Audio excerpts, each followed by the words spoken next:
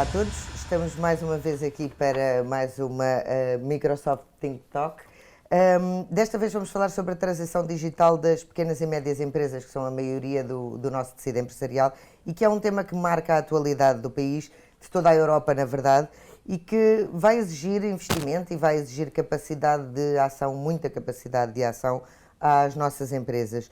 Os desafios são grandes naturalmente, mas para debater aquilo que aí vem e como se pode tornar este processo mais fácil, temos aqui hoje um excelente painel e que inclui a Stella Bastos, CEO e fundadora da Visual Thinking, que tem mais de 20 anos de experiência em gestão e finanças e que acumula funções de CFO consultora em empresas industriais de robótica e automação industrial, e a perita avaliadora para a Comissão Europeia. Temos também o Alexandre Meireles, presidente da ANGE, licenciado em Engenharia Eletrotécnica pelo Instituto Superior de Engenharia do Porto e que está aqui também a ter um papel fundamental junto das PME, e a Maria Miguel Malhão, diretora do segmento de Pequenas e Médias Empresas da Microsoft, tem mais de 23 anos de experiência em vendas, gestão e operações de marketing. Portanto, não podíamos estar aqui mais bem representados, com muito know-how e muita capacidade de identificar e pôr à disposição das empresas as ferramentas de que elas precisam. Vou começar aqui pela Maria, e precisamente tendo em conta essa experiência, como é que esta revolução encontra o nosso tecido empresarial? As nossas empresas estão preparadas para este desafio, para todo este trabalho que têm pela frente? Bom dia a todos, aos meus colegas de painel e a todos que nos estão a ouvir. Na realidade, eu acho que aquilo que nós apanhámos nos últimos 18 meses é quase aquilo que teríamos ao longo de muitos anos de trabalho. E, portanto, os últimos 18 meses são o equivalente a 4 ou 5, 6 anos de transição e de transformação nas empresas. E eu acho que, efetivamente, quando nós olhamos para o nosso tecido empresarial, a grande maioria do nosso tecido empresarial são as pequenas e médias empresas. E é um tecido empresarial complexo. É difícil nós conseguirmos ter um padrão comum nas pequenas e médias empresas. Porque é muito pulverizado, não é? São muitas pequenas empresas, cada uma por si. E depois, quando nós falamos em pequenas e médias empresas, é importante sabermos distinguir que há microempresas e há médias empresas e que têm uma maturidade digital e uma propensão e uma capacidade para o investimento completamente diferentes. E o Alexandre está aqui, há de falar a seguir certamente.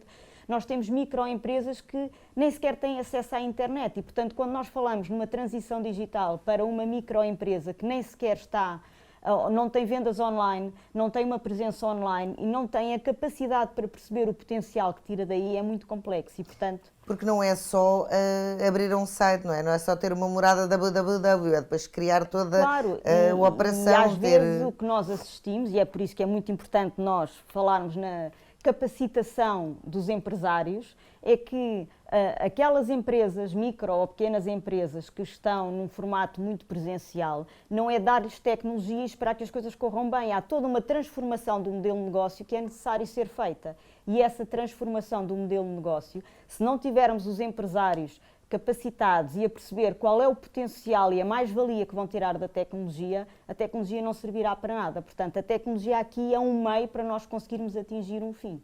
E para concluir aquilo que a Joana me estava a perguntar, efetivamente eu acho que o tecido empresarial português não estava completamente preparado para esta revolução que vimos nos últimos 18 meses. Sim. E Stella, esta revolução de que fala a Maria, esta pandemia que nos obrigou a todos a saltar para o online, mesmo quem nunca tinha pensado nisso, naturalmente acelerou este processo, mas acelerou da forma certa, ou seja, houve uma transferência com base e com sustentação, ou foi um bocadinho...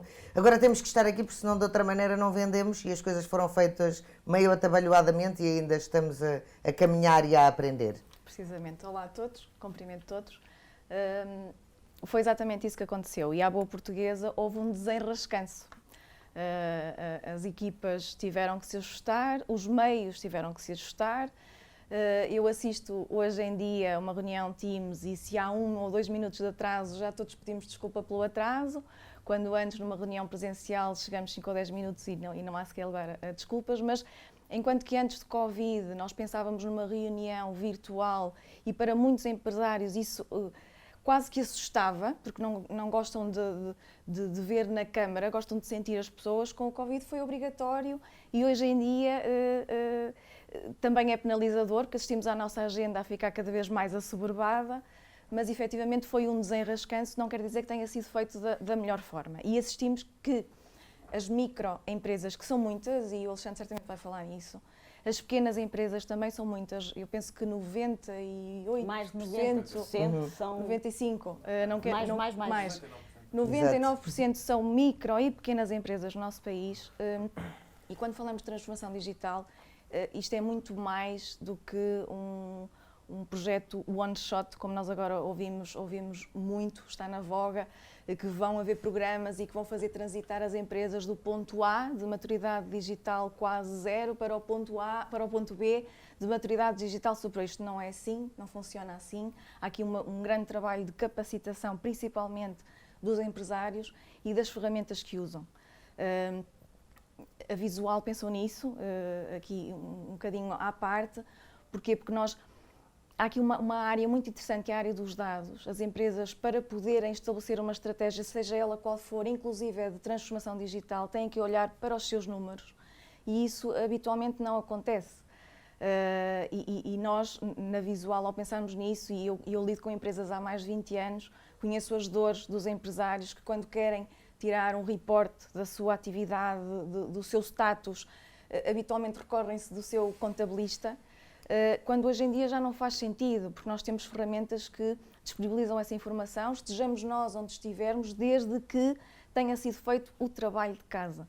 Mas depois também é preciso saber interpretar esses dados, não é? Que é o mais difícil. Os dados estão disponíveis, mas depois ter as ferramentas para saber lê-los e aproveitá-los. Exatamente. E se nós pensarmos que existem nas empresas, de uma forma geral, eu diria, em quase todas as empresas em Portugal, existem dados normalizados, nomeadamente o fecheiro SAFT, que é um fecheiro que todas as empresas enviam todos os meses para a AT e que foi criado com o objetivo de que os inspectores não tivessem que se especializar nas várias ferramentas de produção de informação dentro das empresas. Uniformizou o modelo.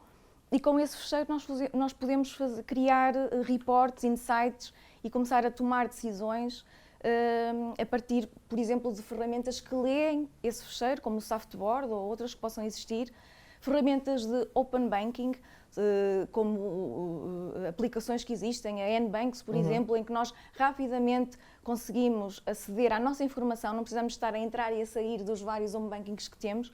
Tudo isto são ferramentas ágeis, úteis, simples e que podem facilitar a vida dos nossos pequenos e médios empresários. Mas os nossos pequenos e médios empresários, mesmo com essas facilitações todas, não estão na mesma a recorrer aos contabilistas para fazerem esses processos? É porque os contabilistas queixam-se imenso que de repente têm um volume de trabalho absurdo e que desde que começou a pandemia, ou seja, a aprendizagem não está a ser feita ao nível da gestão. Foram os contabilistas que tiveram de fazer esse caminho. Eu sou contabilista certificada. Então, sabe com certeza do que estamos a falar. Sei precisamente aquilo que estamos a falar. Infelizmente, os contabilistas sofrem de uma carga burocrática, administrativa, fiscal, financeira muito grande. E que são penalizados, se não cumprirem os prazos, e até porque nós não temos estabilidade legal, não temos, há constantes alterações, mas mesmo os contabilistas podem ser um veículo de capacitação dos próprios empresários. Se adotarem ferramentas e se disponibilizarem aos seus clientes ferramentas ágeis, podem ser um veículo para os capacitar, da mesma forma que os municípios, as associações empresariais podem criar programas, até porque agora vamos ter fundos para isso, isto pegando no tema anterior. Exato. Vamos ter fundos para isso e por que não capacitar os nossos empresários, é porque nós estamos a viver um momento de transição de faixa etária dos empresários, em que ainda temos empresários na faixa dos 60, 70 anos, operacionais, são os primeiros a entrar nas suas empresas, são os últimos a sair, e depois temos em empresas até familiares, e nós temos uma grande percentagem das nossas empresas em Portugal, são empresas familiares, estão a transitar a gestão e esta camada mais jovem já está muito mais apta a usar estas tecnologias do que propriamente a gestão Tem muito a ver com a capacitação. A É isso tecnologia é mesmo, um é isso acelerador, mesmo, é isso mas se a mesmo. tecnologia não for utilizada no seu máximo potencial, se os empresários não tiverem a capacitação e conseguirem perceber como é que a tecnologia os ajuda e como é que podem tirar proveito da tecnologia, é um modelo de negócio que não vai funcionar. Claro, e, e é portanto, muito a mais fácil para as capacitação novas é gerações, muito não é? importante. E as novas gerações, algumas pequenas e médias empresas já são born in the cloud, portanto já têm essa aptidão natural, mas a grande maioria não. Os mais jovens têm essa aptidão natural para as tecnologias, até porque na vida pessoal já a utilizam muito recorrentemente, mas as pessoas com uma faixa etária um bocadinho mais elevada não. E aí é muito importante apostar na capacitação. Claro. Alexandre, tem esta percepção, procuram-no muito, imagino que os jovens empresários estejam mais dentro, mas ainda assim, não há alguma dificuldade, porque uma coisa é uma pessoa saber mexer no telemóvel e ser uma coisa relativamente simples, até criar aplicações, para muitos é simples, mas na parte da gestão, há essa facilidade, nota-se essa diferença nos mais jovens, ou ainda é preciso também capacitação a este nível? Em primeiro lugar, bom dia, cumprimentar aqui os meus colegas, bom dia a todas e agradecer à Microsoft e ao Dinheiro Vivo pelo convite. Eu acho que aqui fazer um pequeno enquadramento histórico, que os meus colegas, a Estela e a Maria estavam a dizer, a grande maioria das empresas que temos hoje foram fundadas ali à volta dos anos 80, final de 70, início de 80, e portanto ainda estão, como diziam, com esta geração na liderança. Portanto, esta transição geracional que estamos a fazer também na questão digital é complexa. E nós temos que ter, nós, associações empresariais e parceiros tecnológicos, temos também que ter alguma humildade para percebermos que quando vamos chegar a um self-made man ou self-made woman que fundou uma empresa de base, se lhe queremos mostrar que a transição digital é importante, temos que lhe mostrar com aquela humildade de lhe explicar por A mais B que vai ter mais-valias na implementação. Eu acho que há dois problemas. Um é este, vou dizer vendermos ou mostrarmos àquela pessoa. Porque no fundo estar-lhe a dizer, olha, o que você está a fazer não está bem, faça isso assim. mesmo, faça assim, Não é muito fácil faça aceitar diferente, isso, não é? faça diferente do que fez e do que ganhou Claro, dinheiro da empresa claro. que fez há não sei quantos anos, portanto faça diferente. Portanto, temos que convencer o empresário que o programa A, o programa B, ou a opção A, a opção B, vai otimizar o negócio dele. E depois a seguir outra coisa muito importante que acontece temos que o ajudar na implementação, porque eles muitas vezes compram o programa, estão convencidos, ok, se realmente, porque qualquer pessoa consegue explicar, se for humilde e ele diz que sim senhor, vamos comprar, a seguir vão implementar, e se tivermos se calhar uma empresa já com alguma dimensão, eu diria com 50 pessoas, a implementação do programa, depois os próprios colaboradores também não estão formados Claro. e eles não conseguem tirar o verdadeiro proveito ou otimizar o programa que compraram ou a aplicação que compraram. Isso são os dois problemas que temos neste momento e que se sentem, não é? Portanto, nós na Anjo, o que estamos a tentar fazer através dos nossos aceleradores digitais é exatamente isso. São processos muito específicos em que tanto empresários como gestores de primeira linha e de topo, como depois os colaboradores, percebam exatamente ao fim daquelas 8, 10 semanas de imersão no nosso acelerador digital que competências adquiriram e possam estar rapidamente capacitados para o fazer. Portanto, estamos a capacitá-los para eles perceberem exatamente no final o proveito que vão tirar. Portanto, acho que é esta parte aqui que está a faltar e que estamos a tentar colmatar. Estamos a fazer o caminho, é verdade que a pandemia acelerou os processos, como disseram, fomos fazendo. Tornou-nos pelo menos a todos... Repare, eu na restauração, como empresário que sou da restauração, Exato. não há... Só um exemplo, nós teríamos... Eu já estava com as plataformas de delivery, já estávamos, e teríamos 30% no delivery, 70% no balcão. Não vou dizer da parte que foi 100% no delivery, porque isso foi E foi para todos? Foi o que foi.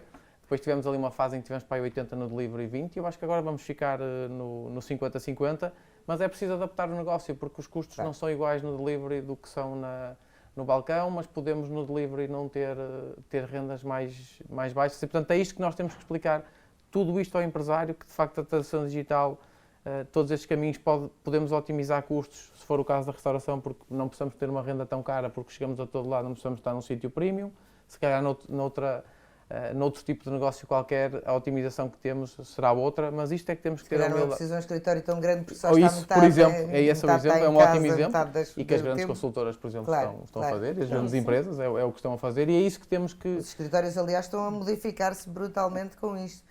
Há aqui também um outro aspecto interessante que é, e que se tem visto muito agora nesta segunda fase da pandemia, que as tecnológicas já não são só um prestador de serviços, de repente estão a trabalhar ao lado das empresas e estão muito empenhadas nestas sinergias. Vocês também notam isto? Notam essa disponibilidade? Eu acho que isso sim, e temos aqui a Microsoft, é a nossa parceira na ANGE e sem dúvida que sim. E eu acho que também aquilo que eu dizia, perceber isto, que não é só, vou dizer, vender o produto sem Claro, que é o que é, porque negócio. o objetivo das empresas é vender produto, é depois acompanhar, ser um parceiro de negócio na implementação. Eu acho que aqui é o ponto-chave do sucesso, é vender o produto. Acho que as pessoas já ouviram tanto dizer transição digital, estão mais convencidas. A implementação do processo é agora o tema e que temos que acompanhar os empresários na implementação, porque senão não vai ter continuidade. E, portanto, a Estela dizia no início, ok, desenrascamos, fizemos aqui um caminho longo, mas para dar continuidade a este caminho temos que acompanhar os empresários e evoluir também nos processos. E só faz sentido assim. Eu acho que sim. As tecnológicas têm um papel preponderante com a tecnologia Claro. que vão fornecer a estas empresas que ainda não estão infraestruturadas, se é que posso dizer assim, mas tem que se conhecer o negócio, tem que se conhecer as pessoas, tem que se conhecer os processos organizacionais, operacionais, para se poder acompanhar a implementação de uma solução que é completamente nova, vai criar novos hábitos. E que é diferente, que é de diferente do empresa habitual, para empresa, e que é não é? diferente de empresa para empresa. E sobretudo num país em que há tanta fragmentação e tanta pulverização de negócios, de pessoas, lá está, em que estamos a falar de empresas às vezes com 1, 3 pessoas, como é que se consegue ser parceiro? Porque nós estamos a falar de uma grande escala, não é? As PME alemãs não têm nada a ver com a dimensão das nossas, aqui são mesmo coisas muito pequeninas, muito pequeninas. Como é que se consegue estar ao lado de tantas tão diferentes que querem ou precisam de ter atenção, que se calhar não se sentem à vontade estando numa sala com outras 3 ou 4 PMEs, que se calhar seria útil? Sim, a perspectiva de termos a colaboração entre as pequenas empresas faz todo o sentido, porque há áreas de negócio, há vetores e há verticais que se complementam, não é? E, portanto, se calhar os problemas, as dificuldades que uma pequena empresa tem, uma pequena empresa da mesma área de negócio poderá ter os problemas semelhantes e, se calhar, em conjunto, conseguem mais facilmente ultrapassar estes problemas. Mas é fácil convencê-las a sentar-se na mesma sala. Eu acho que não é O assim... Alexandre está ali a dizer que sim, não. Sim, não é assim tão fácil quanto isso, mas se calhar há áreas em que poderiam colaborar na perspectiva de conseguirem mais facilmente ultrapassar algumas situações. Como é que nós conseguimos chegar a tantas empresas, tendo em conta a pulverização, como a Joana dizia, do nosso tecido empresarial?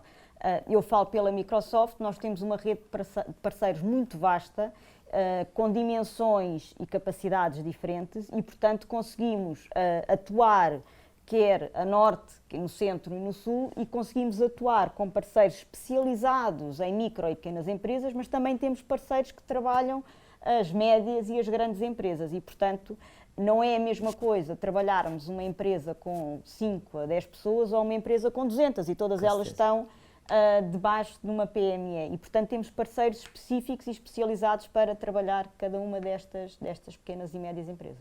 E como dizíamos, aliás, estamos a falar em pessoas desde o início desta conversa, não é? Porque é aí que está a chave. Esta capacitação digital e transformação digital de que temos vindo a falar, temos estado sempre muito assentes na necessidade de se virar para o online, na necessidade de virar para a tecnologia, na necessidade de incorporar processos e ferramentas. Mas devia haver algum chapéu que desse mais formação às pessoas? Devíamos estar já a trabalhar nessa área? Não sei quem é que quer. Eu penso que sim, porque eu acho que a transformação, e tirando o digital, a transformação não tem que ser só digital, não é? Portanto, os modelos de negócio, as empresas têm que se adaptar à nova realidade e têm que ter uma transformação do seu modelo de negócio. E há uma parte do modelo de negócio que há de ser digital e há uma parte desta transformação que é digital. E, portanto, significa que as empresas e os empresários e os líderes têm que efetivamente ter uma capacitação para olhar para aquilo que são os novos modelos de negócio, as novas formas de venda, que em parte, como dizia o Alexandre, se calhar agora vou ficar 50% em takeaway e 50% vai ser ao balcão. E agora, mesmo nós voltando a uma suposta normalidade, significa que os modelos de negócio se alteraram. Há uma parte que incorpora o digital, incorpora as tecnologias que vão fazer acelerar os negócios, mas há uma parte que tem muito a ver com a gestão e com a forma de olhar para o mercado. E qual é o risco de, neste processo, se perder pessoas pelo caminho? Aquilo que a Maria estava a dizer faz todo o sentido, porque não há tecnologia nenhuma que resolva sozinha problema algum. Por isso, a capacitação das pessoas para olharem para os novos modelos de negócio e percorrerem esta transformação digital com um bom programa de formação, e a formação, na minha opinião, deverá ser cada vez mais ajustada à realidade de cada modelo de negócio. E uma das formas de, por vezes, juntarmos PMEs do mesmo vertical é fazer, por exemplo, eventos em que se demonstram boas práticas de alguém que até é da mesma dimensão e que até já está a fazer algo bem feito e que não se importa de partilhar, porque nós por vezes temos algum receio em partilhar e todos ganhamos com isso. Será uma dessas formas. O perder pessoas pelo caminho. Hoje em dia isso já acontece com transformação digital, e acontece sem sempre transformação nas revoluções digital. industriais, não é? Agora, aquilo que nós não podemos perder é a humanização. Seja em que negócio for, a tecnologia está aí, o digital está aí, mas sem pessoas não há organizações.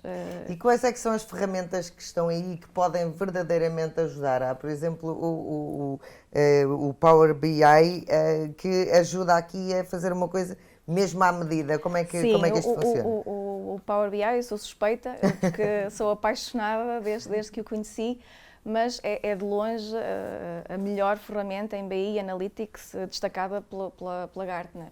Por isso não sou só eu que sou apaixonada, há um mundo inteiro a apreciar e a interpretar aquilo que o Power BI faz.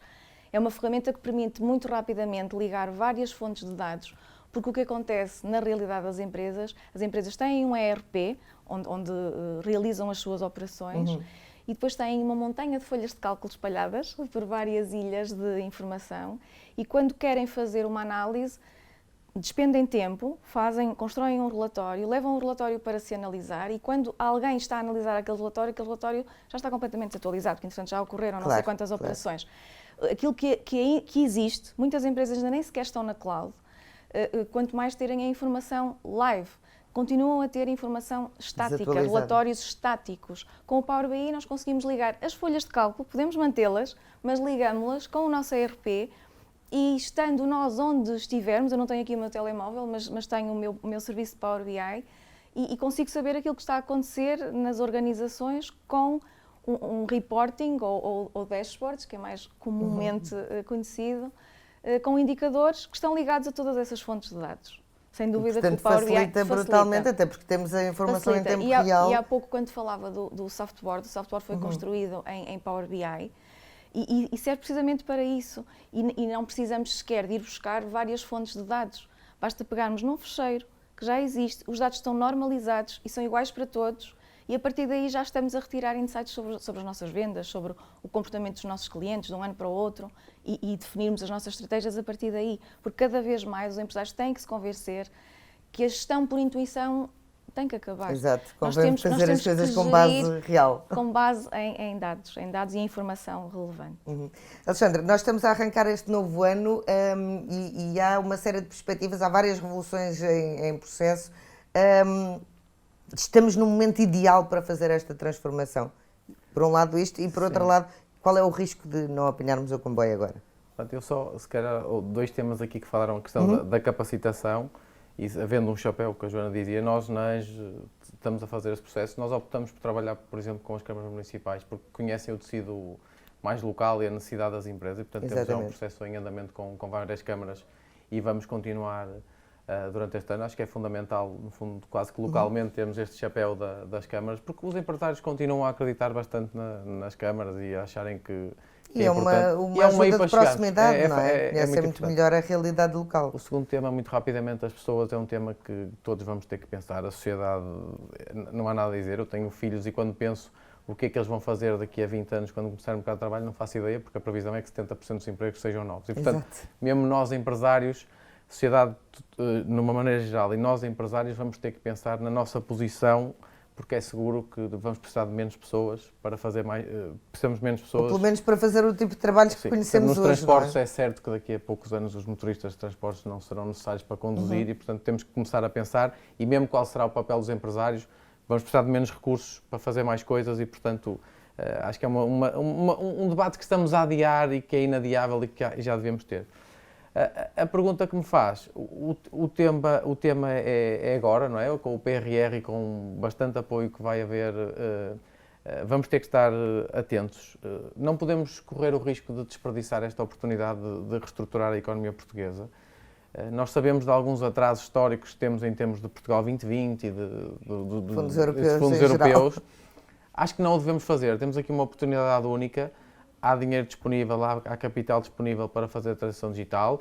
A Engie está no terreno, era uma estratégia nossa, nós tomamos posse há mais ou menos um ano e meio, foi logo uma estratégia nossa, no fundo, dar tecnologia à parte não tecnológica, porque sentimos que era o tecido empresarial que estava a precisar, o setor mais das startups, da geração dos mais novos, estão mais, como dizia a Maria, mais do que preparados para estar, começaram internacionais e começaram no mundo e, portanto, esses estão bem acompanhados. Sentimos que na indústria, na restauração, no comércio precisávamos. Portanto, desde o início foi essa a nossa estratégia.